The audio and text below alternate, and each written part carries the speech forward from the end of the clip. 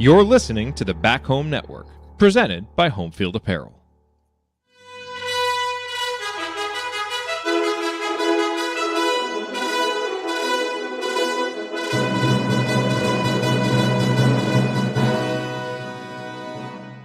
And you know what sound means, folks.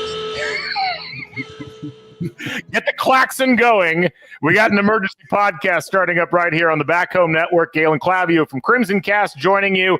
We got Mike Weemuth.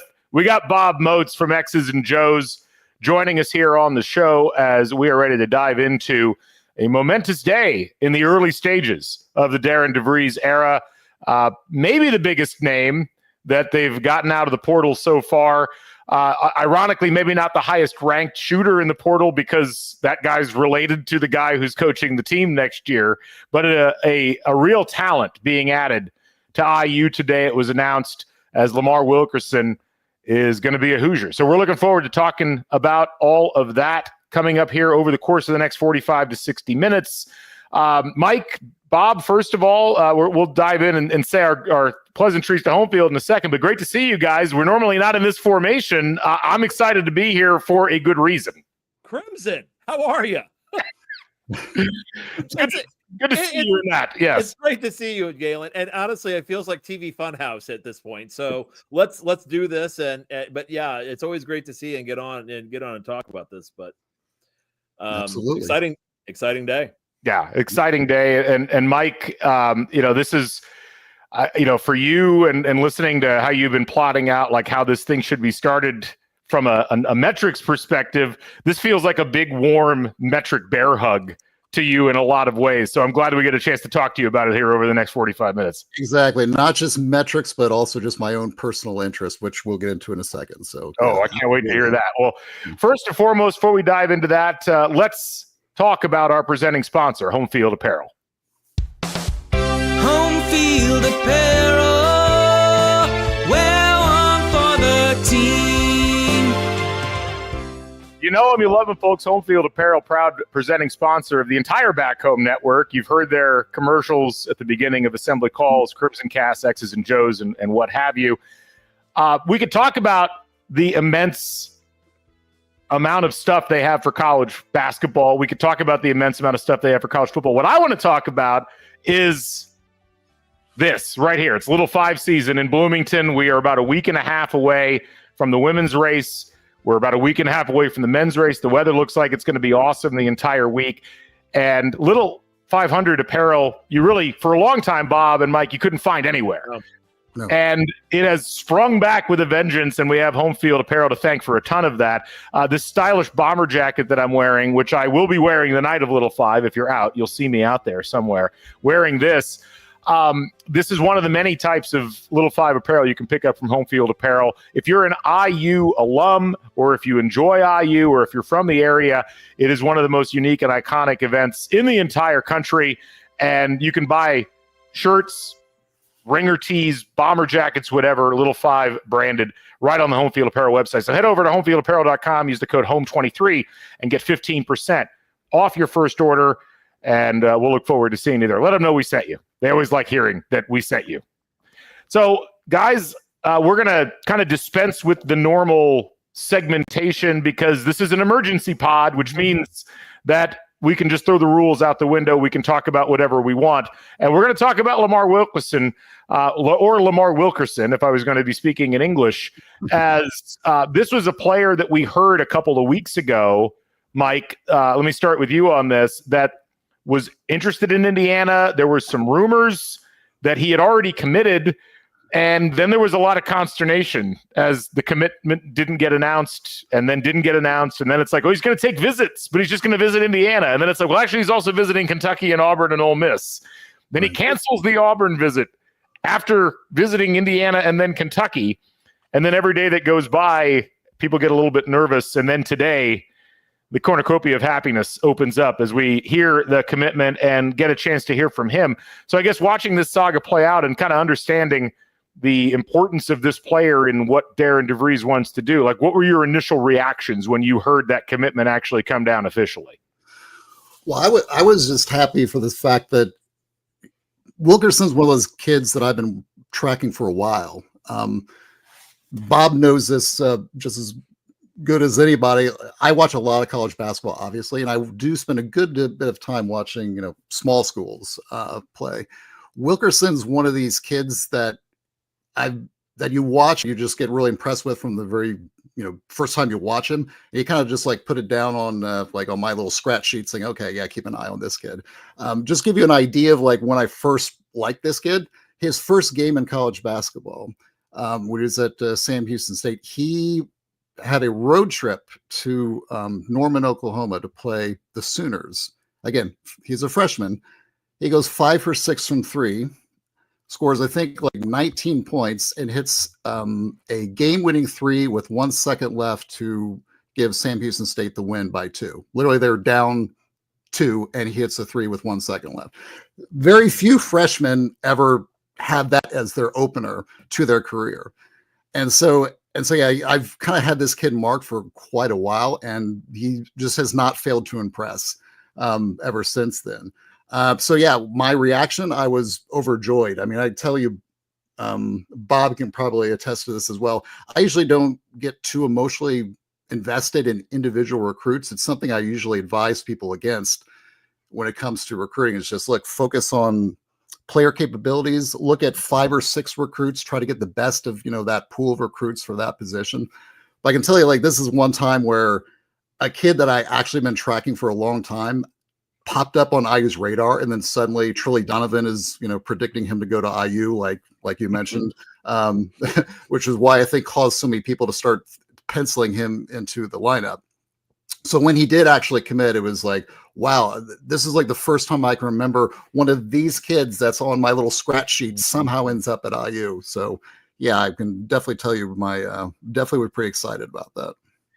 And Bob, I mean, obviously I want to hear your thoughts on the announcement and just kind of the relief, given that there was a lot of tension building. But, if you follow recruiting and programs long enough, whether it's high school recruiting historically or now what you see in the portal, there are these recruits that, for lack of a better term, I always think of as like they're landslide recruits, in as much as it's a player that can then galvanize other players to take the leap and come to a program because it's like, wow, they got that guy. I want to play with that guy. It'll be interesting to see what the reaction is, but this was one of the highest ranked players in the portal, and the type of player that really seems to like exactly match what we've been told Darren DeVries wants to do at Indiana. And anytime you get a player like that, that's pretty exciting news.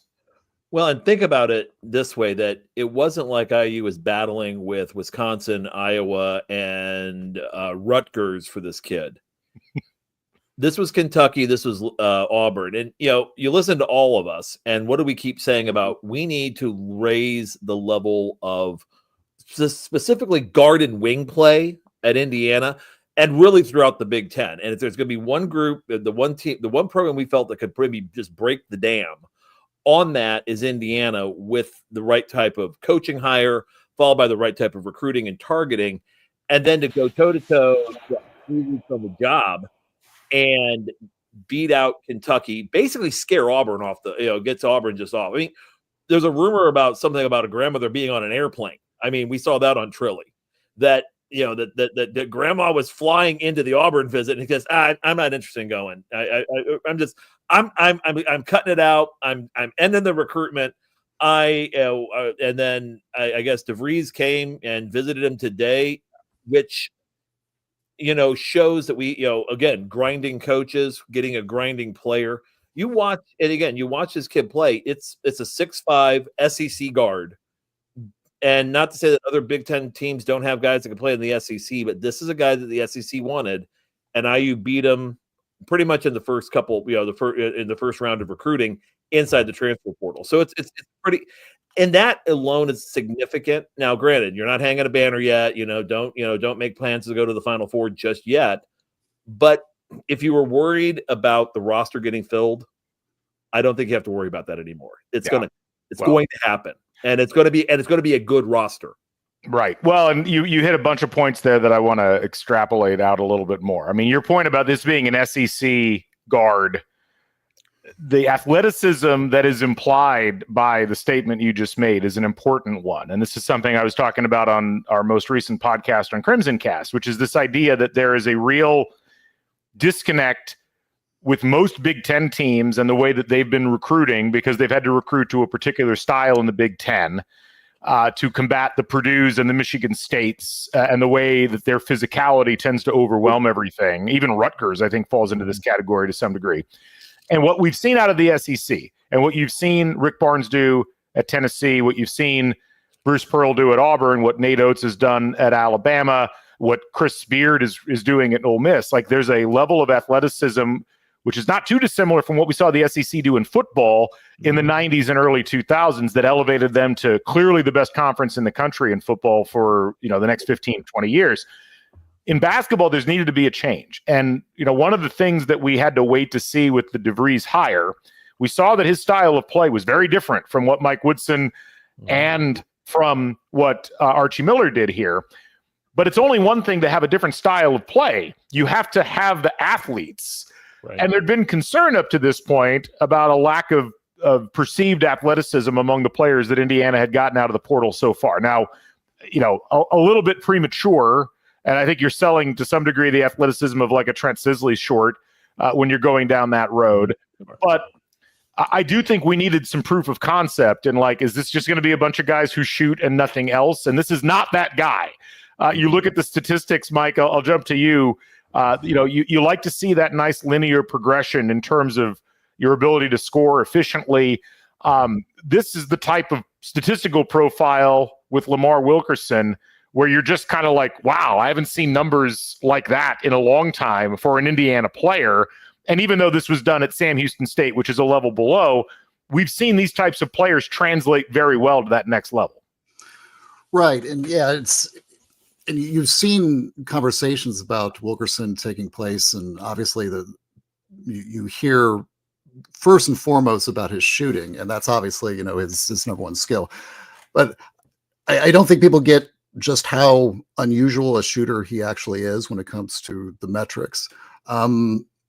So this year, Wilkerson is the only player in all of D1 who was top 10 in 3-point percentage and top 50 in 3-point attempts.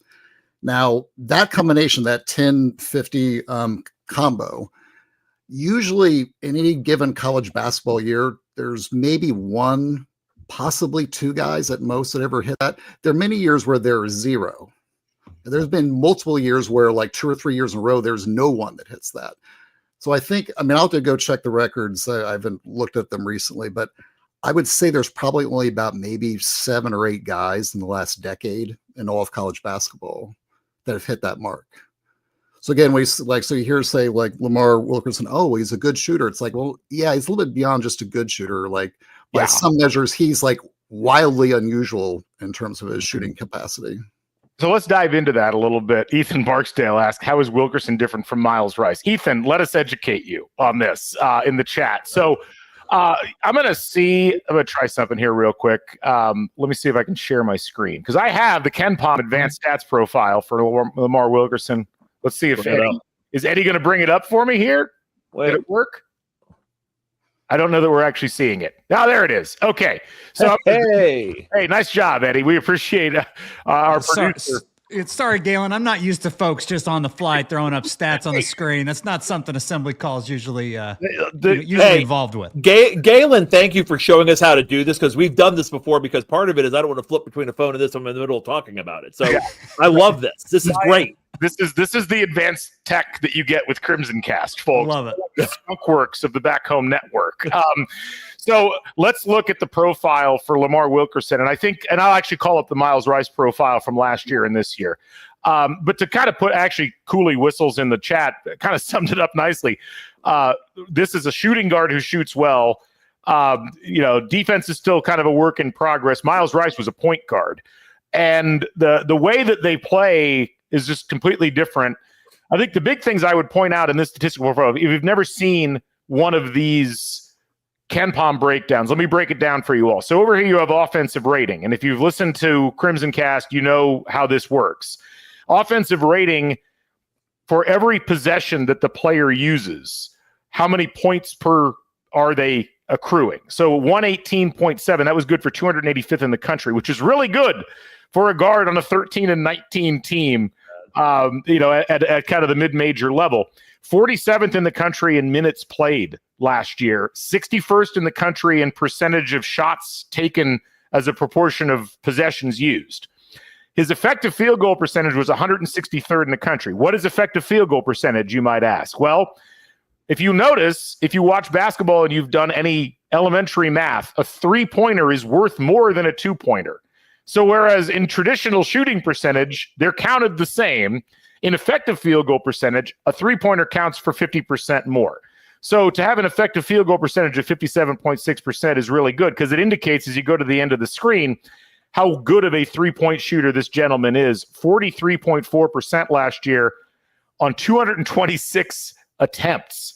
And you add into that, Mike, this is like the cherry on top as far as I'm concerned, a 12.4 turnover rate, which is top 500 for a guy that's on the floor that often and takes that many shots and is clearly the focal point of defenses. To have a 12% turnover rate tells me two things. A, he can catch and shoot, and B, when he's handling the ball, he's really good at maintaining possession and not getting his pocket picked. Yeah, if you watch him, I mean, he's obviously like very good in terms of like the array of shots he can get off. I mean, we always will hear conversation about like we need to get shooters, or the roster needs more quote unquote shooting. It's not just that the fact that the guy can hit it; it's that he can actually get them off. Yeah, and so he can hit threes on the run. He's really good at hitting threes in transition. Step backs, catch and shoots, ball screen pull-ups. I mean, he's got the whole array of those kind of shots. But even if you do close out hard on him, he does have, a pretty strong like frame, and he does have the ability to kind of Barkley smaller guards down into lane and hit 15-foot pull-ups. And he is pretty good from the mid-range. But obviously the good thing is that he does take a lot of threes. So not to give IU fans PTSD about, a guard that can hit mid-range shots, but he can do that, but mostly as like a secondary skill after the three-pointer is typically taken away. We got asked about the Miles Rice comp. Without comment, I just wanted to present Miles Rice's statistics here just so you could have a comparison point. And if you are paying attention to the numbers, you'll notice some differences. Yes, go ahead. There's one that's actually, and interestingly enough, and you looked at the turnover rate, but then you just saw that assist rate with Miles Rice going down that freshman to sophomore year. And you're noticing with Wilkerson, and again, we're talking about a 13-19 team. We're talking about a low performer in Conference USA. And I would say Conference USA is a lot like the Valley. It's a one bid team that their one bid usually gets that 13-14 type seed. It's competitive basketball, but this was not a great Sound Houston team this year by any stretch of the imagination. But he's learning how to read better on as defenses were collapsing him, which actually is a key skill when you start putting these types of guys around other guys. So if you are the guy who is expected to take 30% of the shots because that's your role, and then you get onto a team where you can now seek to be more efficient versus more volume, you may find that this, that as he's learned to kind of read defenses, be able to hit the right types of plays and the right types of players in the spots that they're in an offense, you're gonna see him thrive even more in this type of system. I know Mike's already excited. It's the most excited I've seen him since probably Lionel P. Twinkles was actually running for office. But that's a real long time. 2 in 1 week. I had hair. But to be honest, inverted ball screen with Tucker DeVries and Lamar Wilkerson. When you start thinking about what they're going to be able to do with this roster, with the guys they have, or even a Trent Sisley in that type of inverted type ball screen, because you have DeVries and Wilkerson both, who when you look, you look at their advanced metrics, and they're both used. They were used a lot out of ball screen, ball handler out of ball screen. Yeah. And if you have guys that can read out of that, especially, and we know DeVries can do it, we also know that Wilkerson can do it. That's going to make Indiana University incredibly hard to guard going into next season. So, I mean, you look at those little things in the statistics, and yeah, I mean, were we excited when Miles Rice and Kanan Carlisle and Luke Goody and those guys came in last year? Yes. But I think you have a different roster construction that's going to show that you're not going to have the same style of basketball where and we're also not looking at having large volume producers returning that you're asking now, how do they fit into this? You're actually building you're building an aircraft carrier from scratch. You're building it from the keel up, and you can do it however you need to do it. So that's, I think, where we are right now, and it's a very exciting start to this is where we're going, I think. Well, and I think you hit upon a key here, which is the system. And I think the concern last year, for those of us who weren't convinced that just dropping a bunch of money in the portal was going to fix all the problems that IU had over the course of the previous season, you couldn't get around the fact that even though Miles Rice looked like a really promising young player who could improve, even though Omar Ballo was a proven commodity, there was the system that you had to deal with, and the concerns about the offensive system in particular, and what it didn't tend to help players do, which was score unless they happened to be 6'9" or above.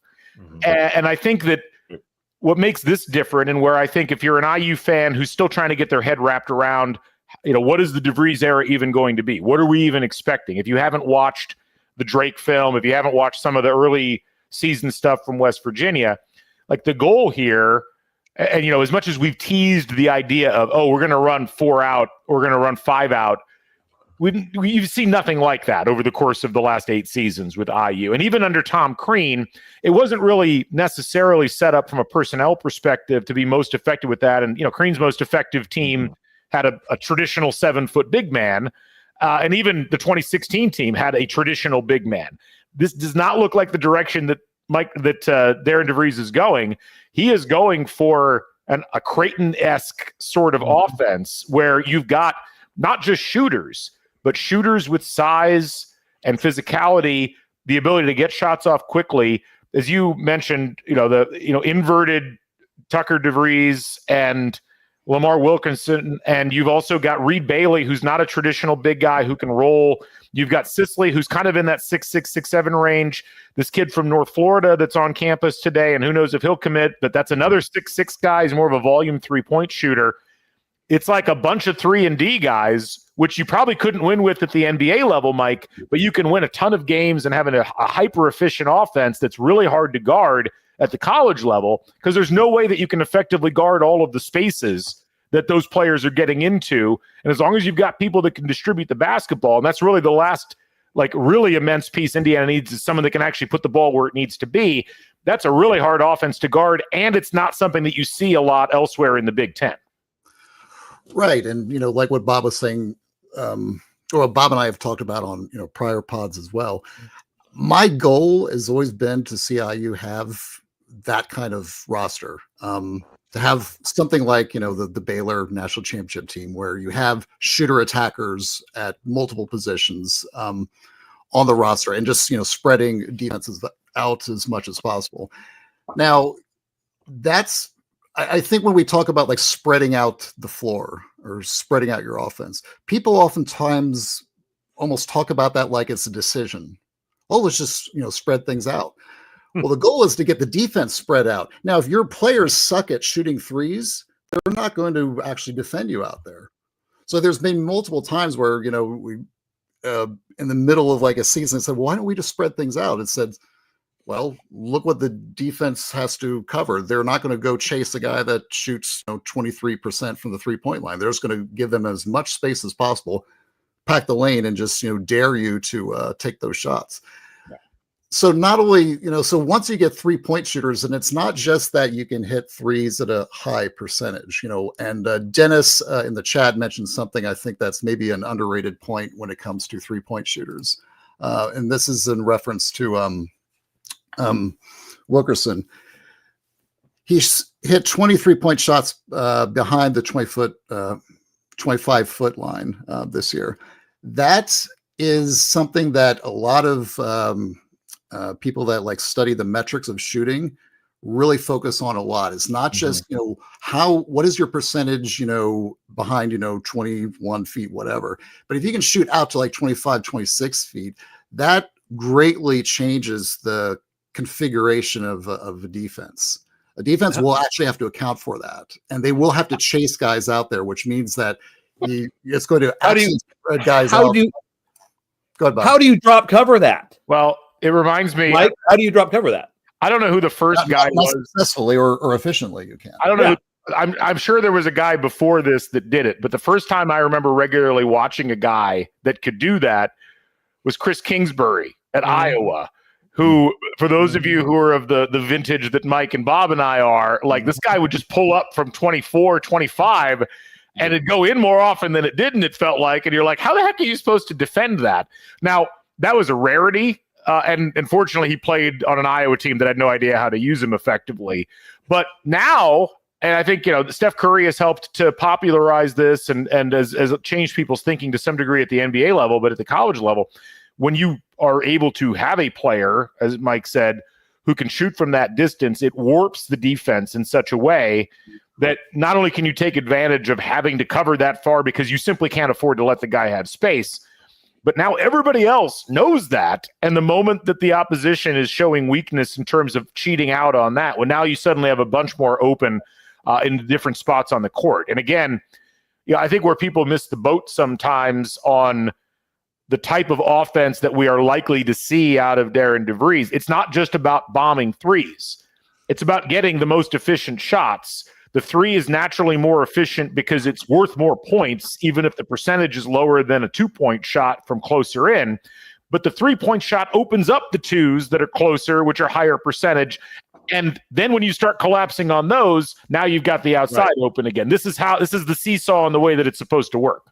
Well, and you have guys who are going to attack closeouts. And that's the other thing. I mean, that was, I think, an issue we've seen over the last, and I'll go back to, when you put Justin Smith at the 3, and then Matt Painter was able to stick 5 guys in the lane, like Mike was talking about, because the only, you're trying to stop, and oftentimes you're trying to stop passing penetration versus driving penetration. Right. Driving penetration, and so you go back years ago. Okay, well, we always try to get passing penetration. You only dribbled when you had a direct line to the basket, or you were trying to get the ball up the floor, get a better pass angle. Now you're seeing you're looking to drive, attack. A 30-second shot clock forces you to do that. What you're also trying to do is, and this is where, again, getting a guy like a Reed Bailey, and there will be more than likely a second big who will be complementary. You're looking at potentially a guy that would be more of a rim protector, sort more of a bouncy big to go along with the pick and pop or ghost screen guy. If you think about that, even if the guy can't shoot the 3 and is just going on the rim run, you have to tag him, meaning you have to bring a third defender. Now you've put 3-man on a 2-man action, which then gets you open on the perimeter, and especially if you get your guy downhill. And think about right now, Connor Wade was already on campus and he's a bull in a china shop. Don't be scared by his shooting statistics. Know that he's a dog on defense, and he's going to be able to get the ball in the lane. There's other guys like him out there that if that then doesn't work out, there'll be more. We're hearing potentials of Malik Mack has been rumored to be looking there. You can take the 3 of them along with the Enright kid from DePaul who is with DeVries at Drake. That's a pretty good group that you're looking right there, the 4 of them, to put with whatever else comes in, and have guys that when it does kick out, like Galen's talking about, okay, well, when they overextend, when they're jumping at that shooter, they can step and go, get to the lane, make another good read, either get the shot themselves, pull up from 10 feet, get to the rim, or get more help because, again, they were able to, again, get the tag, get the extended closeout, and then boom, they're attacking, and we're attacking with numbers. And really what this game has come into is, instead of a lot of patterns and a lot of, we're going to run the flex back and forth, it's now more or less trying to figure out how to get the ball downhill, attack north-south. And that's not just with your drivers, it's also with your screeners, and forcing defenses to consistently adjust their ball screen coverage. We've had a lot of questions in terms of some of the other players, and you mentioned a couple of them. Before we get to that, I did want to cover the chat that Wilkerson had with Field of 68 with Jeff Goodman and Rob Doster. If you haven't had a chance to watch that, folks, go watch it. It's a great interview. It is. I get the sneaking suspicion that there might have been somebody else in the room with him that might have close ties to Indiana, but I watched the whole interview. Like the thing that stuck out to me and is for the online IU fan base is absolute catnip is that they asked Wilkerson why he committed to IU, and he gave a couple of answers. And it's the catnip's not what you think I'm going to say. It's not that I didn't want to go to Kentucky and just be another guy. It's that Darren DeVries apparently got on a plane and flew to Lamar Wilkerson to convince him to come to Indiana. And as much as there was consternation over the course of the last few years about a perceived lack of effort on the part of the head coach in particular in closing deals and how that seemed to negatively impact some of the higher profile recruits Indiana's gotten. For IU to land a player like this because their head coach got on a plane after already having met with the guy a couple of days earlier, flew to him and said, "We really want you at Indiana. We feel like you're an integral part." I mean, that's really, we've often said, Bob, IU fans are pretty easy to make happy. It's not a magic trick. It's just, do you show that you care and do you put some extra effort out that's visibly, making a difference, even if it doesn't end up in a victory or doesn't end up in a recruit being signed. I mean, that alone, not only I think does it endear Wilkerson to IU fans, but that's going to go a long way in terms of people's attitude about how Darren DeVries is handling this portal and how he's approaching this job already, still a month in. Couple things that as I was kind of going through this recruitment. First off, I'm kind of glad we don't have horse farms in Indiana. I know we had talked about that in the past with Billy Donovan. It's like, where are our horse farms? I'm glad we don't have the same level of horse interest. But I think there's another thought with this, which is just grind. Yeah. And DeVries from his opening interview was talking about, we're going to produce a product that you're going to be proud of. We're not talking about necessarily winning national championships. It was probably the best answer I've seen in an introductory press conference. I was the one that said, don't pay attention to the press conference. Well, if there's one thing to pay attention to the press conference to is what he's describing with the product is going to be on the floor. We're going to play hard every night. And that's what Wilkerson said in his Field of 68. He was very quick to say, hey, I'm going to rep my jersey and give it 110, 120%. What you need to know about me. He wasn't talking about, his shooting percentage necessarily. He was talking about, I'm going to go and I'm going to leave it on the floor. And when Goodman asked a question about, or basically set him up to say, your coach says you're a gym rat. And if you think Indiana fans love a gym rat, we love, we'll still tell story. We still love hearing. We can hear the favorite bedtime story of every shooter, which is Steve Alford, 100 free throws in the morning, and Larry Bird shooting a half hour before school, and then he always had to finish on the make. And if he didn't finish on the make, he was going to shoot free throws. He was fouled, and to win the game, to win a championship. So that's the sort of kid I think that we're seeing present here. So from as we like to talk sometimes about optics, that from an optics standpoint, if this is one of the guys that you've landed, you take him, you take Enright, you take Bailey, you take Tucker DeVries, you're seeing a type of program that, again, I think that much like, we'll go with comparison to Kentucky, what Kentucky did last year with Mark Pope, almost a 180 in sort of how the program presented itself. And and Mike, I always love it when you talk about this, which is, the 180. When you have a coaching change, that 180, you're going to go away from what you were doing the tenure before. Yeah, exactly. The theory of opposites, definitely kicks in this case, especially today. And yeah, I mean, it also kind of dovetails, Bob, off of what we talk about with the chip stack theory. Is that, coaches, when they come in, they're politicians. They have to gain the trust and admiration of the fan base. Well, how do you do that, especially early on? Well, you have to get wins. Right. And not necessarily just wins in terms of the, on the court. The earliest ones you're probably going to get are in the recruiting, basically on the recruiting trail.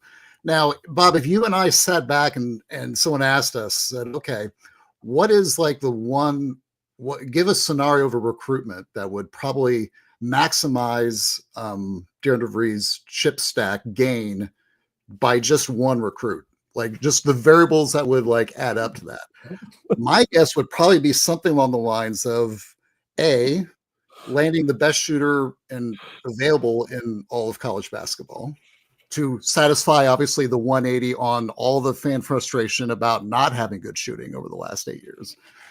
2, winning it by actually going out and seeing the kid live and essentially like closing the deal when you've had a situation the last 4 years where that is an open question in terms of the let's say the face-to-face effort of recruiting by the head of the program. And then 3, what school would you steal him from? Yeah, that's huge. On the visit. Well, I would say that if not Purdue, very close second would be Kentucky. So you take those variables all together and exercise the demons. Exactly. Mike, I'd argue Kentucky is a bigger win in the eyes of more IU fans for winning a recruit than Purdue. Because, I mean, Purdue and Indiana have been in battles for recruits. They've gotten some. Indiana's gotten some. They've done a better job with the ones that they've gotten. I don't think there's any question of that over the last 8 years. But Kentucky, especially for the 2/3 of the fan base that lives south of Indianapolis, Kentucky is the gold standard in terms of recruiting. Maybe not in championships right now, but there's more cachet in beating Kentucky for a recruit than Purdue. So 100%, I agree with everything you just said. Yeah. And I think it's important to put this in the following context. Mike Woodson clearly came in to IU with a philosophy that the way that he recruited and managed players, we didn't recruit players at the NBA level, the way that he worked with players and managed players at the NBA level was going to be the same way he was going to do it at the college level. And that would work. And I think that we all kind of knew that was probably not going to work. It had great individual moments, whether that was Trace Jackson Davis or Khalil Ware or whatever, but it didn't work from a managerial philosophical perspective, because that's not how college athletes generally work. And it's really not how recruiting works at this level. You have to show effort. You have to show that you care, because if you don't, there's going to be plenty of other people that will. And yes, the money matters, but the money only matters for a lot of the really best players if they feel like they are wanted and that they're going to be a really integral part of things. And ultimately, I think what Darren DeVries knows from having coached in college for the last 20 plus years, first as an assistant and then as a head coach, there is a grind required in all of those aspects of trying to bring in players, not just high school recruits, but guys coming out of the portal. And what struck me about Lamar Wilkerson in listening to that Field of 68 interview, he talked multiple times about he came up from junior college, nothing was handed to him. And then he's at Sam Houston State and nothing's handed to him. Yeah. And to him, this is like, where can he go where he can, again, not necessarily have something handed to him, but can be pushed to the level he wants to be pushed to and use his own work ethic to try to get himself to that level. And clearly there was a message from Darren DeVries that led him to believe that this was the place. And I don't know that you would have heard that with either of the previous 2 coaches that have been here at IU. And again, I think it's a managerial philosophical difference, but for Indiana in particular, a program that has been well below the spectrum of the top 20 programs in the country now for going on a decade. They've got to build from the bottom. They can't assume that they are at the top of the mountain. This is the kind of recruiting effort and ultimate result that starts that process and maybe even jumpstarts that process earlier than you might expect. Yeah, well, I talk often about winning the honeymoon. When it comes to building early on for a newly hired coach. And it's true. I mean, if you just take all of the college basketball coaches, let's say at P5 level, and you look at their results, let's say early on in their tenure around especially around recruiting, there's a very noticeable difference between the coaches that recruit really well at the beginning of their tenure versus ones that kind of struggle or maybe have a little bit of success early, but then, taper off. or maybe have certain kinds of players that they just can't get access to, or they go up against certain schools that that they want to compete against, but ultimately lose out to. Getting recruits like this is the kind of thing I track, and I start notating in my files in terms of saying, okay, is this coach actually hitting, let's say, this particular mark? Are they passing this threshold in terms of, let's say the historical trends of other coaches that actually made it? And this is the kind of recruitment win that definitely starts to separate you a little bit. Now, again, it's not just you have to keep doing it. That's the most important thing. That's like, this is great. That's the key. Have one recruiting win like this against Kentucky, it is a big deal, but it's not the only deal. It's not the only data point that's going to be looked at. Right. But if you keep doing this more and more times with some degree of consistency and repetition, now you start to really separate yourselves, and you start to look a little bit more like kind of the Jay Wrights of the world in terms of guys that are really like have some consistency. And by the time, again, you have your honeymoon, and now however long you think honeymoons are, I think they're now about like 18 months at most, right? Versus 4 years, in the past. 2 years. Bob, to paraphrase a favorite of yours, this is not the end of the Darren DeVries era, nor is it the beginning of the end, but it might be the end of the beginning.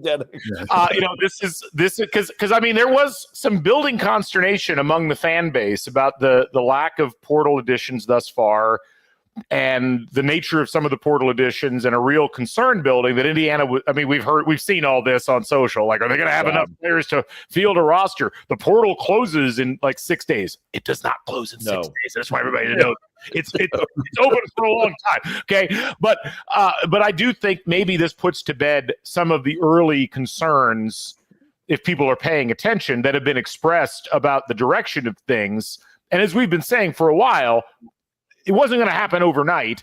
It might have if the settlement had come down on the 7th like people thought it would, but now everybody's got some time, and now we can see Darren DeVries in the kitchen, like he's got some pots on the stove. He's starting to cook. So one thing I think we're going to have to kind of get used to, and this is going to be hard for a lot of us over the last 20 plus years, and I think we're seeing, and I don't know if this is a trend or it's just kind of a beginning thing that may filter out as time goes on.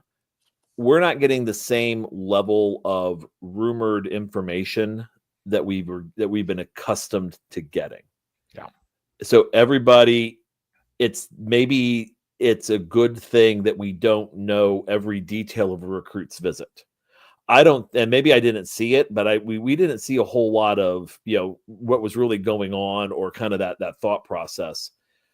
Because I think for me, and for a lot of us kind of watching this over the years, it was always a blow by blow. Like, we've been on Peegs or Inside the Hall doing a blow by blow, waiting for the recruitment to hit. We know, what was that restaurant? Bednarik, the one that Malik Renew, Bedrack. Is it still there? It closed. Yeah. Okay. Bedrack closed. So the point was, they had a breakfast at Bedrack, and we were all waiting because there's a waiter that's giving us reports coming in.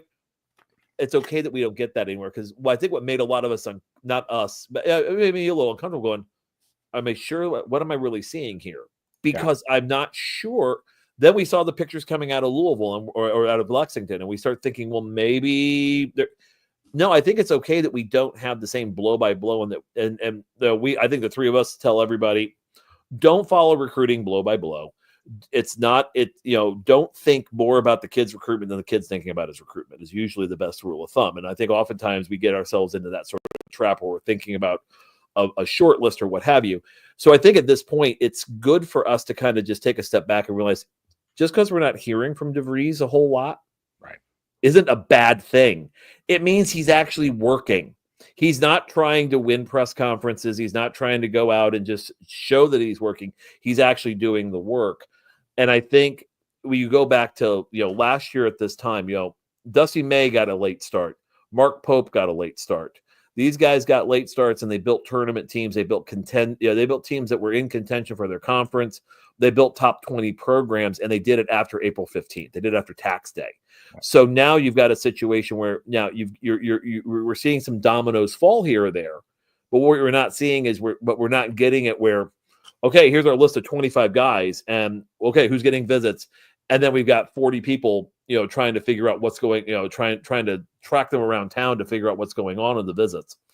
It's good that we probably have this down to a point where we're only getting bits and pieces of the information. And I'd rather see submarines right now than large scale battleships floating into battle. I would rather just hear rumors of submarines occasionally than actually seeing them, breach the water at this stage. Look, I don't think people realized how deleterious of an effect that all of the leaks over the last 10 years have had on not just recruiting at times, but the perception of Indiana basketball. And, I think there have been a lot of cross purposes in some of those leaks. Some of it is informational. Some of it's been a little darker than that. And it is refreshing to not know to some degree what's going on with IU basketball, but it is a bit of culture shock for everybody to try to transition to a point where you're not hearing news until the news is happening. And then all of a sudden it's like, whoa, they did that? That's pretty cool. Now, as we transition into this final segment, we got about 10 minutes left that we're going to spend on this. I want to tie two things in. One is resource allocation, and the other is the players that we're looking at in the portal. And what I want to start with resource allocation is the following. I was trying to talk about this on Crimson Cast last week. Mm-hmm. There is, I think a lot of people looked at what Louisville did early in signing who they signed, and they were like, my God, like we're never going to sign anybody because they're beating everybody to everything, not realizing that Louisville kind of blew their entire bank account in a couple of days. At least it certainly looks that way. IU's got a sizable war chest. I think people, if they knew relative to the rest of the country how much money IU currently has to play with, they'd be shocked. I think it's more at this point than Duke. I think it's more than most of the top teams in the country. And just because you have that money, it's not just about going and splashing the cash, because that's kind of what Indiana did last year. They went out and got expensive players who became more expensive because the word out on the street was Indiana's got a ton of money and they're going to go sign players. Well, you know anything about player movement at the professional level, that means the agent asks go way up. And to take a timeout and address something that's been brought up several times in the chat, this Harun Zerno thing, where there was the interview with his agent. And, look, it was a good job by Daniel Flick at the IDS to get that interview. I think it's interesting. I will note it was a one-source interview by a clearly very self-interested party. And you have to think about the sequence in which all of this played out, where Zerno was committed to Mike Woodson, decommitted, I think, after a day with Darren DeVries, and now complaining 3 weeks later, that nobody's been in touch with this. Well, I don't know, Mike, how you would react to, you get hired at a new job, an employee quits, and then is shocked that you didn't call them back 3 weeks later because they wanted the opportunity again. Seems like good management as far as I'm concerned on a player that was kind of an odd late addition by a Mike Woodson that was clearly needing some kind of recruiting win in the mix, perhaps. Yeah, I mean, it's I don't know what kind of Costanza-like strategy he had in thinking that he was going to make a boomerang return, Just show up. Yeah, it's like, show up. You on in the locker room. Nobody will stop. Hey, who's that guy? You have to go on YouTube and watch Larry David's explanation of the real SNL version of that actually happened. Yeah. But you're right, Galen. Like thinking about, I mean, there's the resource thing in terms of like the supply and demand, let's say, of players, the compensation that they can ask for, and just knowing that roster slots are not infinite. And so you have to start gauging, like, if you come later in the process, you might start thinking like, well, I want to get to like X kind of program, but they may be running out, not only in terms of spots, but also of money. So that's why, there is a balance between like going too early, going too late. Also, one thing I would probably add, especially for a team like IU that is going through a coaching change, is that so much of recruiting, especially in the portal, is very assistant driven and assistant network driven. So when IU had no assistants, coaches signed up, And people were like fretting about, oh my God, we need to start, getting players locked in. Why can't we get this guy? Why can't we get that guy? One of the problems is that if you, let's say, bring in a player, let's say he's like a box plus minus 6 player, and you put him in and you put him at the 3 position. Then you hire someone like Kenny Johnson, who has like big AAU networks with like Team Takeover in DC. And Coach Johnson comes in.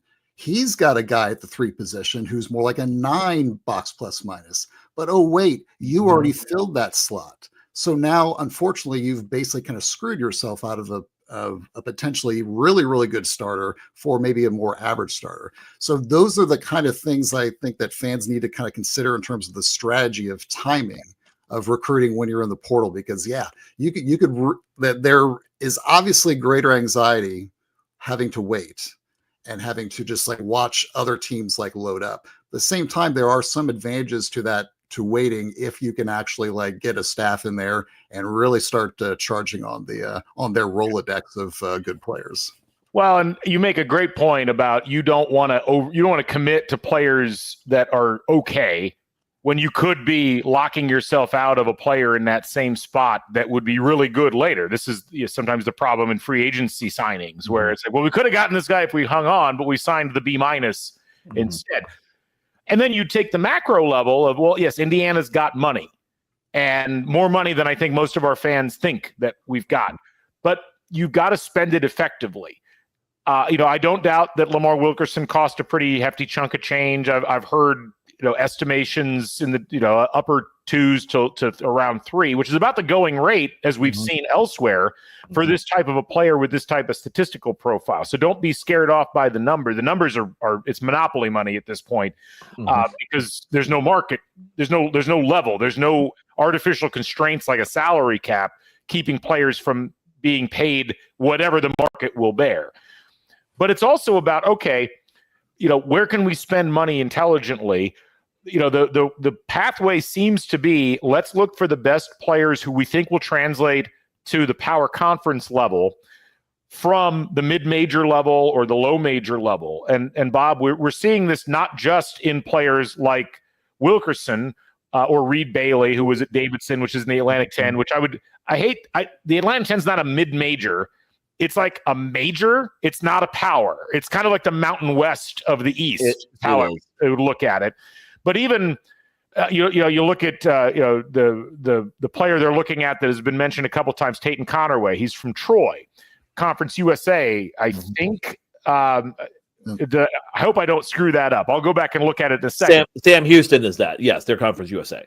You've got a player out of the Big Sky, but he's like first team All Big Sky. You've got the A10 Player of the Year or whatever. Like, you've got all these players that have excelled at that level.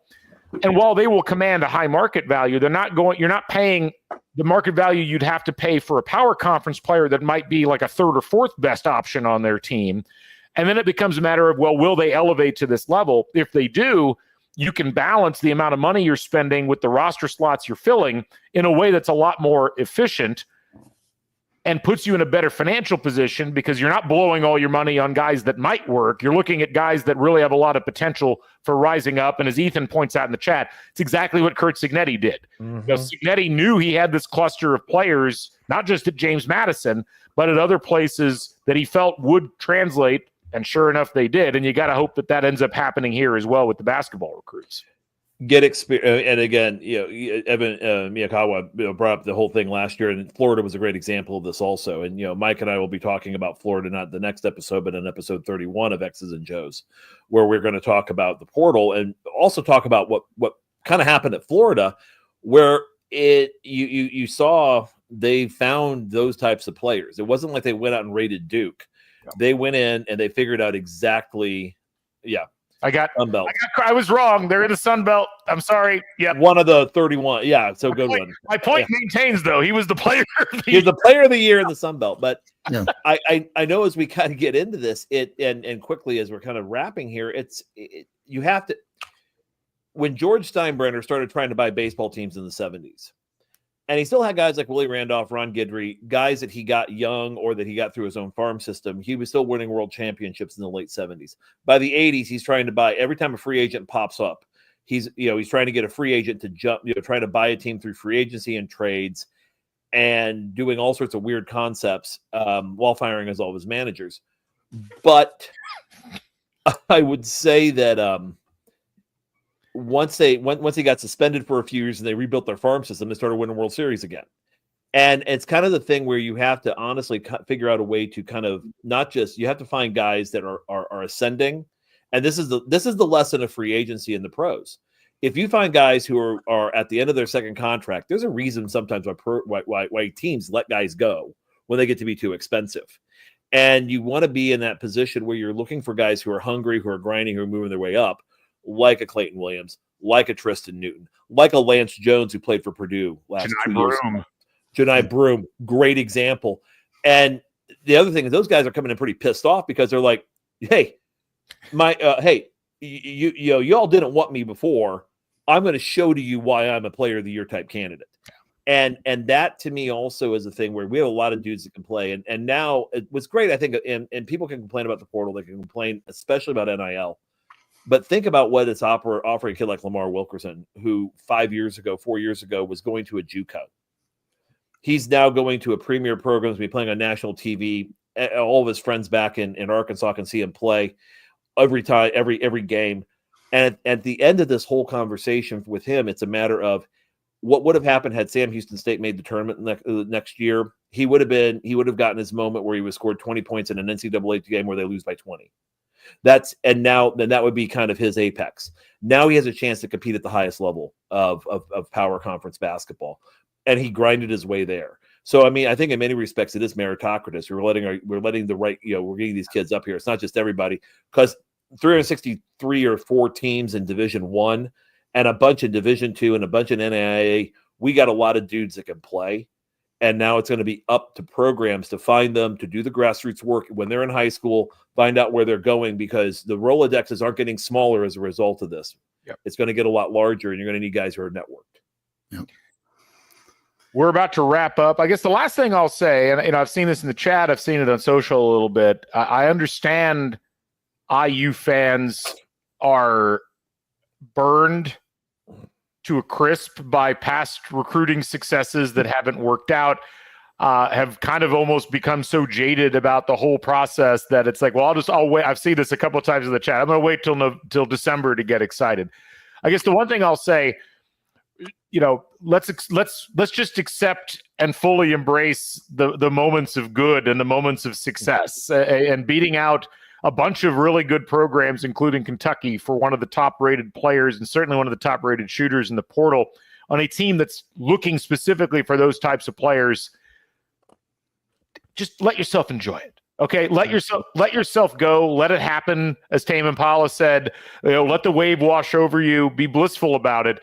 There'll be plenty of time to be concerned about how it's all going to fit together or whatever later on. There's going to be some more recruits coming out of the portal. There's going to have to be. We're going to see some more names coming up, hopefully here very, very soon.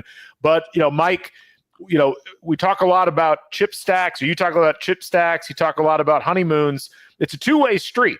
The honeymoon ends a lot faster if the fan base is just constantly pissed off until there's great success. It's important for the fan base to play their part to some degree by enjoying the little successes along the way. Yeah, well, I think it's just, I'm not a big fan of the term vibes, but I think it has some applicability, in politics and in sports. I'm all vibes, Yes. Yeah.